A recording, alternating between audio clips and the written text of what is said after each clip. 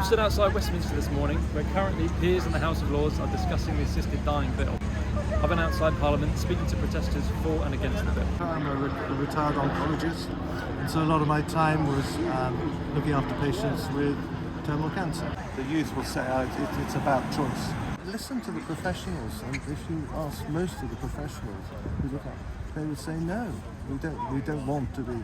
As a doctor, I would not want to be told. I have to tell a patient you have to end your life, and that's not what I came in for. I have stage 4 breast cancer, and I was diagnosed 3.5 years ago. I've had hundreds of messages of abuse over the last year from opponents. Some really vile, awful comments. I don't know if it'll happen for me in my lifetime, but it means that other people won't have to suffer at the end.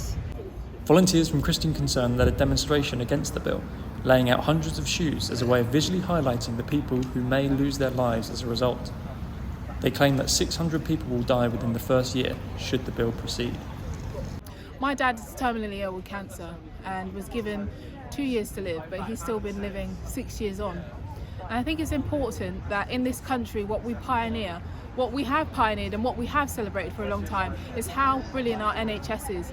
We need to pioneer better research, better healthcare and better treatment so that people don't have to feel like they should have to die.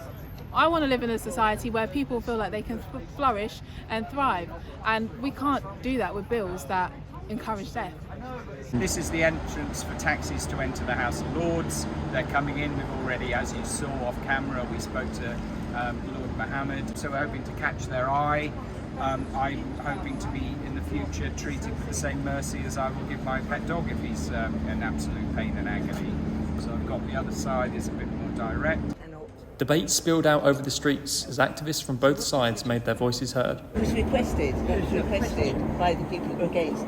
So I'm basically here to sort of show the side that's opposed to so-called assisted dying or assisted suicide, as we prefer to call it. I think that as a society we should be looking after the weakest and most vulnerable members of society, and that we shouldn't be deliberately bringing harm to them, let alone suicide, which is clearly a great harm. I care about it from a personal point of view because I've got MND. I might come to a very sticky end.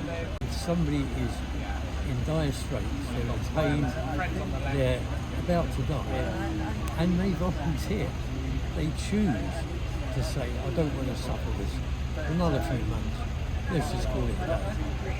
That seems to me the logical position, and you need to argue against it. And so far, I've not really heard any credible, sensible arguments against it.